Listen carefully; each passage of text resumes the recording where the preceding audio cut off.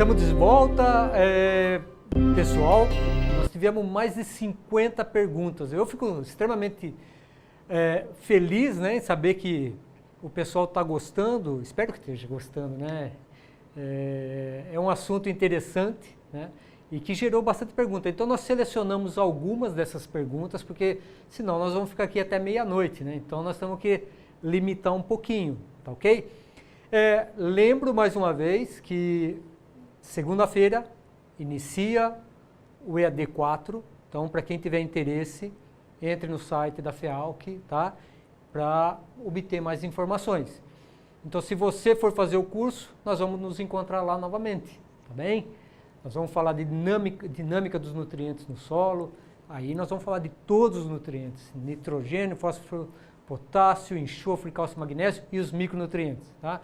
E vamos falar de maneira mais aprofundada sobre a adubação foliar também, ok? Que ele está envolvido bastante com a adubação de micronutrientes. Então vamos lá. Eu vou passando aqui para a gente... Eu vou passando desde que eu encontro aqui, ó. Opa, achei. Vamos lá. Juliano Matos, de Palmas, no Tocantins. Qual a melhor fonte para manganês? Juliano, eu não tenho a fonte preferida, como eu acho que ninguém tem a fonte preferida, né? Todas as fontes, ela têm a sua importância, o seu funcionamento, elas funcionam bem. O importante é você saber colocar a dose correta, né? Então, como a gente viu, se você for usar uma fonte cloreto, pode ser que você, né, ou seja, pode ser não, você não pode errar a dose. Então, tem a dose no rótulo, as empresas que fazem esses produtos já fizeram testes, sabem exatamente a quantidade a colocar, então tem que seguir corretamente, tá? Se você for usar uma fonte sulfato, a fonte sulfato é uma fonte muito comum de uso, né? Então ela tem a sua funcionalidade. A gente viu naquele trabalho do Caetano, né, onde tanto a fonte cloreto quanto a fonte sulfato funcionaram bem. Então não existe a fonte ideal, tá? Todas elas têm os seus prós e contras. Eu acredito que nós vamos ainda ouvir algumas perguntas sobre cloreto e aí eu me aprofundo um pouco mais sobre o cloreto, tá? Mas não existe a melhor fonte, né? Tem que ver também a parte econômica, né? Qual é aquela que é melhor, né? Mais econômica para você aplicar. Então, vamos ficar dessa forma. Todas as fontes têm a sua eficiência de nutrir a planta. O que eu comentei foi sobre a eficiência de absorção, mas todas elas nutrem a planta de forma correta, né? Desde que usada a dose recomendada, tá? Pedro Augusto, Sete Lagoas, soja apresenta resultados satisfatórios em aplicação de boro foliar? Pedro, sim, eu tenho vários trabalhos, eu já vi vários trabalhos, né, de aplicação de boro foliar em soja. Principalmente quando coincide, né, o florescimento ou ali o pegamento, ou o canivetinho, né, o fruto, né, coincide com um estresse hídrico. Então, quando tem um estresse hídrico, a planta fecha, né, a sua evapotranspiração, para de entrar água pela raiz e o boro vai por fluxo de massa, né? Então, impede a entrada de boro. Então, com essa condição de não estar entrando boro, as partes onde precisa ter boro para pegamento de flor, para formação de flor, né, ou de fruto, vai ser prejudicado. Então, a aplicação de boro nesses momentos, né, vai favorecer, aí entra aquilo que eu falei, né, de atingir o alvo, né? Se esse boro atinge o alvo, ele é absorvido e ele vai nutrir essas regiões e favorecer, né, o não abortamento de flor, não abortamento de fruto. Então, existem os momentos adequados para ser aplicado e as condições adequadas para ser aplicado, tá? Então, mas que tem resultado satisfatório, tem, tá? Adubação foliar pode ser aplicada na olericultura? Essa é a pergunta do Éden Pereira, lá de Vitória da Conquista. Por exemplo, no alface ou no material de interesse é a folha? Sim. Eu não sei qual que é a sua preocupação quando você fala que a folha é o material de interesse, né? Não sei se tem algum aspecto aí de contaminação. Nós temos que entender que o adubo foliar é uma fonte nutricional para a planta, né? Então ele está levando nutrientes para a planta. Então quando ele leva nutrientes, ele vai melhorar o aspecto nutricional dessa folha. Então se você tem dentro da olericultura, seja lá que cultura for, que existe uma deficiência nutricional, a adubação foliar vai favorecer e pode ser aplicada nessas culturas sem problema, mesmo que o material que vai ser consumido seja a folha, né? O importante é restabelecer ou fornecer o equilíbrio nutricional para a sua cultura, né? Se você não tem uma adubação adequada via solo e que é apresentado, né, um aspecto ou um visual de deficiência, você tem que estar complementando, tá? A gente sabe que dentro de um alface ou qualquer uma cultura onde, principalmente das hortícolas, né, onde tem um fornecimento de água mais adequado, né, tem uma adubação orgânica também mais adequada, né? Então, isso tudo favorece muito a nutrição dessas plantas. Mas se existir uma deficiência, tem uma ferramenta muito boa que é a adubação foliar, tá? Sem nenhum problema. O Bruno de Ávila: na batata fazemos muito KCl via pivô e sulfato de magnésio. Posso fazer junto essas aplicações? Pode, sem problema, tá? Sem problema. Se não, em qual ordem devo fazê-las? Em termos de ordem, é sempre preferível você aplicar primeiro o KCl na solução, né? E depois, se você fazer a aplicação, adicionar o magnésio, mas na mesma solução, tá bem? Nessa ordem que você está falando, não é separado, você pode fazer junto. Então, é o que você está falando, me perguntando se pode fazer junto. Você pode fazer, tanto que esse cloreto ele pode favorecer muito, né, essa formação de complexo com magnésio e favorecer bastante a absorção dele, né? Eu vou dar só um exemplo. Em citros, né, usa-se muito o cloreto, o cloreto de potássio mais o sulfato de zinco, porque daí vai favorecer a formação desse complexo zinco-cloreto, né? E da mesma forma, aí você pode favorecer o complexo cloreto e magnésio. Então, pode fazer junto, não há necessidade de separar, ok? Felipe Ireno: a soja possui um fenômeno chamado de cleistogamia, onde flor se abre fecundada. Então, sabendo disso, qual o melhor momento para fornecer elementos não móveis via foliar nessa fase? O exemplo, eu acho que seria, nem como exemplo, mas são os dois elementos que eles são praticamente imóveis dentro da planta, né, Felipe? Que é o cálcio e o boro. Para essa condição de cleistogamia, ou mesmo para aquelas plantas que não tenham esse fenômeno, a gente sempre tem recomendado a aplicação de cálcio e boro numa fase pré-florescimento, né?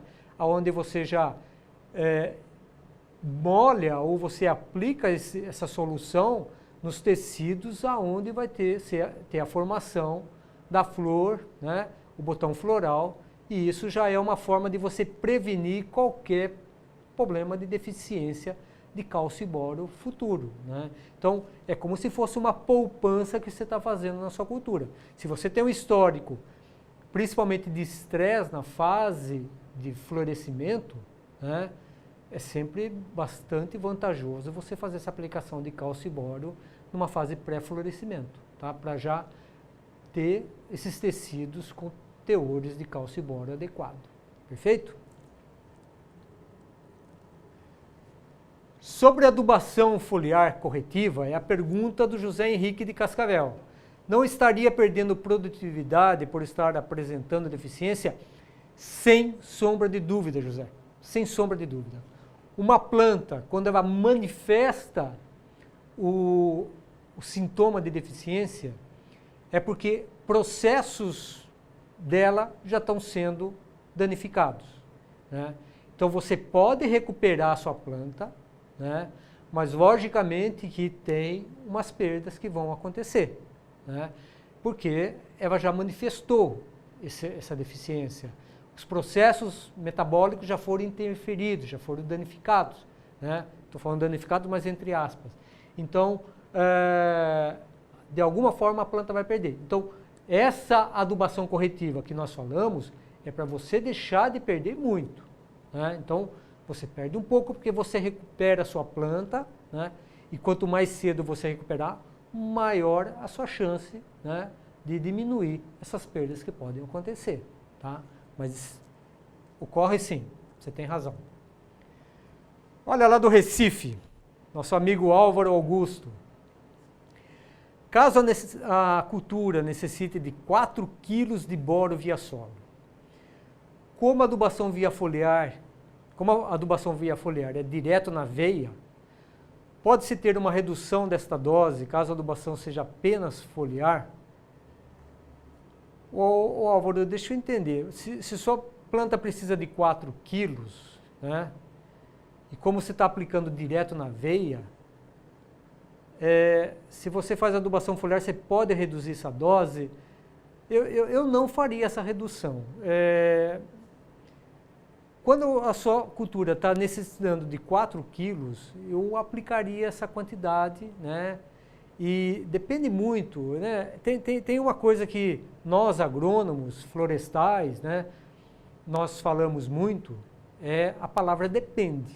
Porque depende muito da situação, às vezes é difícil a gente ser taxativo e generalizar, porque às vezes depende muito da sua condição. Se você está numa condição de solo muito arenoso, onde vai ter uma lavagem desse boro mais rápida, e você tem um regime de chuva também bastante alto, então esse arraste de boro vai ser grande. Então, existe uma grande chance de você não ter, né, a quantidade de boro suficiente para a sua planta. Então, você vai perder bastante. Então, a adubação foliar vai vir complementar isso. Eu de forma alguma, eu vou tentar responder dessa forma, de forma alguma eu mexeria naquilo que é solo, porque o solo é a forma natural da planta absorver. A planta, quando absorve pelo sistema radicular o boro, ela vai estar enviando esse boro para todas as partes que a planta necessita, principalmente as partes terminais, né? Qualquer emissão nova de folha que vier, essa planta não vai fazer a translocação da parte velha para nova. Quem vai nutrir isso é via solo. Ou você fazer uma nova aplicação foliar com boro. Então, você ficar adubando com boro a cada emissão para você estar atendendo esses novos tecidos, isso vai ficar caro para você. Então, eu faria solo, né? E por algum motivo, né, se suas condições ambientais for de perda significativa de boro, você fazer algum complemento via folha, mas não mexe esse solo, o boro do solo não, eu não mexeria. Bruno de Ávila, lá de Patrocínio também. Na batata fazemos muito KCl via pivô e sulfato de magnésio. Posso fazer juntos essas aplicações? Eu acho que essa pergunta ela é repetida, né? Nós já respondemos isso daí, ok? Bruno, não sei se foi você mesmo que fez, mas nós vamos acabar respondendo a mesma pergunta. O Leandro Paiva, a absorção do boro pela planta é mais eficiente quando a sua aplicação é realizada via solo ou via foliar. Por quê? Leandro, nós temos um trabalho que é bastante referência para a gente em termos de boro via foliar, né? Quem fez isso foi o Rodrigo Guareto. Então ele mostra que a aplicação feita via folha, ela tem uma eficiência maior do que aquela aplicada via solo. Porém, para todas as emissões novas, como eu havia dito na pergunta anterior, para todas as emissões novas, quem vai estar tendo maior eficiência de nutrição para a planta é o solo, né? Então, isso é uma coisa assim, nós vamos estar aplicando o boro uma vez, 2 vezes numa planta, né? Então, aquilo que caiu no tecido, na folha, ele pode ter uma eficiência de absorção maior do que aquilo que seria via solo. Mas o solo é uma absorção constante, uma nutrição constante da sua planta. Ele vai estar nutrindo a sua planta constantemente, novas emissões de folhas, novas folhas. Então, a adubação via solo, ela é mais eficiente para a vida da sua planta, para o ciclo da sua planta, do que a foliar. Então, eu não abro mão dessa aplicação via solo, né? Então, sua pergunta é muito interessante e faz eu reforçar aquilo que eu havia comentado no início. A adubação foliar, ela é um complemento da adubação via solo. Nunca nós podemos deixar de fazer a adubação via solo. Vamos pensar numa soja, onde a primeira aplicação que é feita via foliar é em V4, V5, né? Às vezes pode ser em V3. Isso é 20 dias. De 0 a 20 dias da vida de uma planta, ela depende do solo, porque ela está em processo de crescimento, a taxa fotossintética dela é alta, ela precisa. Por que nós aplicamos o manganês em V4? Porque é o momento que a demanda da planta, porque ela já está se preparando para entrar no florescimento, que ela precisa de muita energia, então ela está num processo de fotossíntese alta. E o manganês é um elemento que participa na formação de clorofila, né? Ele participa na síntese de clorofila, então não pode faltar. E ela tem uma demanda grande nesse período, né? A planta está numa atividade alta, então ela vai precisar de mais manganês do que aquilo que o solo está podendo fornecer. Então, o do solo é importantíssimo, mas o da folha vai complementar, porque nós estamos buscando as altas produtividades. Ok? José Israel, de Fortaleza. Gostaria de saber sua opinião sobre a aplicação de ácidos orgânicos via foliar. É vantajosa essa aplicação? José, sinceramente eu não tenho trabalhado com ácidos orgânicos via foliar, né? Aliás, eu trabalhei com ácidos orgânicos muito via solo, foi minha tese de doutorado, né? Trabalhei com ácido oxálico, mas via folha eu vou deixar a desejar. Eu vou dizer para você que realmente eu não tenho essa informação e muito humildemente eu falo isso porque a gente não tem todas as informações, né? E como eu falei, a pesquisa às vezes não tem tantas informações quanto a gente gostaria. Pode até ser que tenha informações sobre isso, mas eu não tenho esse conhecimento para te dizer se sim ou não, né? Então, desculpe, mas eu não saberia te responder essa pergunta. Gabriel Vilela. Nas fontes de alta absorção como quelatos, a fito seria causada pelo extravasamento do vacúolo da célula? Ô Gabriel, eu não convocaria os quelatos como uma alta absorção. Ele tem uma absorção eficiente, mas não seria uma alta absorção. Todos os elementos que nós estamos colocando na planta, dentro da sua dose correta, são doses para colocar dentro da planta quantidades de nutrientes que são satisfatórios para o seu desenvolvimento, né? Então, o quelato, normalmente, dificilmente você atinge, colocando doses adequadas, que são recomendadas, você atinge esses níveis de fitotoxidez, né? Agora, a fitotoxidez é quando os elementos dentro da planta atingem teores altos, então ele começa a dar essa fito, né? E o extravasamento do vacúolo da célula, ele pode ser um fator, né? Pode ser um sintoma ou uma causa dessa fitotoxidez, mas não só ela, tá?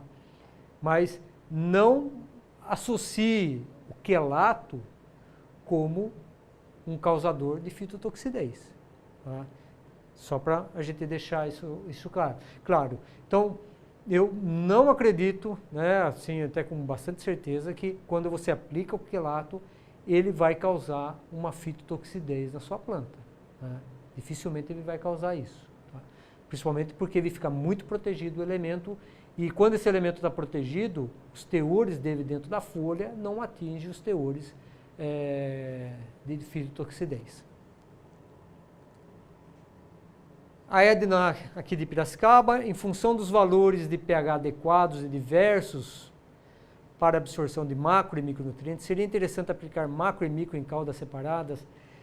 Edna, uma das preocupações que eu tive com a minha apresentação, quando se fala em adubação foliar, é mostrar que a adubação foliar ela sempre vai junto com os defensivos, né, para tornar essa aplicação mais barata.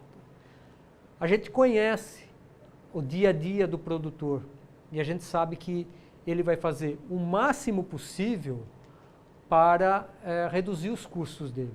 Então, o micro, ele vai juntamente com os defensivos. E sempre, eu vou dizer sempre com muita segurança, o pH da cauda, ele está muito mais relacionado ao defensivo do que ao micronutriente. Então, se controla o pH para dar um pH adequado para o defensivo, mas não para o micronutriente.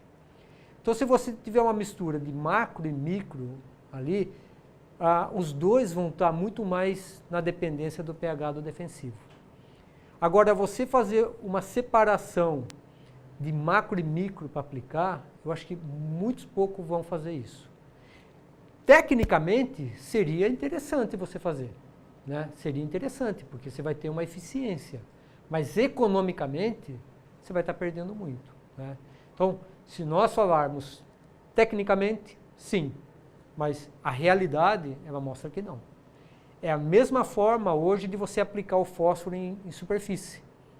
Tecnicamente, ele está errado, porque o fósforo tem que ser localizado. Mas, operacionalmente, ele se torna viável, né? Então, por isso que hoje se criou, né, uma forma de aplicar o fósforo em superfície quando você tem um perfil de solo, né, com correção de fósforo em profundidade, né, ou dentro do perfil, para viabilizar isso, tá ok? Mas eu separaria dessa forma, tá? Entre técnico e o que realmente hoje é feito. Maria Ângela Tedesco, esse arraste rápido de nutrientes nas fontes de cloreto não acarreta uma maior chance de fitotoxidez? Sim, Maiara, existe uma maior chance, né, de fitotoxidez. Então, por isso que é sempre bom saber qual é o nível nutricional da sua planta com relação àquele nutriente, porque como ele coloca bastante elemento dentro da planta, né, então vamos colocar como exemplo o zinco. Se você já tem uma planta que tem teores na folha, vamos supor, adequado, né, de zinco, e você aplica a fonte cloreto, a chance de você ter uma fito é alta, né? Porque toda planta ela tem os níveis de nutrientes que ela necessita, né? Então, quando nós estamos colocando um cloreto de zinco,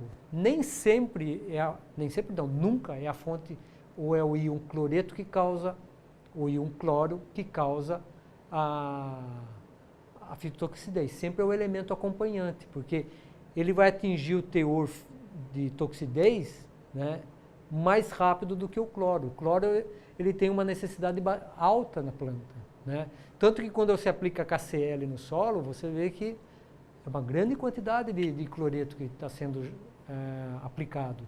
E você não vê a fitotoxidez na planta, né? Então, quem vai causar é um cloro, um zinco, um cobre. Um cobre é um elemento que vocês têm que tomar muito cuidado quando usam uma fonte de cloreto, porque o teor no tecido é o mais baixo ali. Então, para atingir esse teor é muito rápido. Então, você tem que tomar muito cuidado quando você usa a fonte de cloreto. Então, a fonte de cloreto é uma fonte que tem uma eficiência, né, de absorção, de entrada dentro da planta, mas, né, tem que se tomar o cuidado com a dose que você está aplicando. Isso eu deixei bem claro durante a apresentação. Não perca isso de vista, tá ok? Pessoal, eu vou voltar aqui só para não ficar essa tela negra. Nós terminamos aqui as perguntas. Quero agradecer muito a participação de vocês. Quero agradecer pelas perguntas. Deixo aqui novamente o convite para que vocês que tenham interesse em participar do nosso curso, que façam até segunda-feira a inscrição. E é bom lembrar que praticamente 90%, 95% dos professores que dão aula nesse EAD, que é o ensino à distância, né, que é o curso à distância, que é um curso de pós-graduação, são professores que dão aula aqui no curso de pós-graduação da Exalc, né, para mestrado e doutorado. Então, vocês vão estar tendo aula com os melhores professores da Exalc, né, e tem os professores convidados também para aquelas disciplinas, para aqueles temas que são um pouco mais específicos. Então, se for possível, vamos nos encontrar ainda no nosso curso, tá ok? Uma boa noite para vocês e muito obrigado.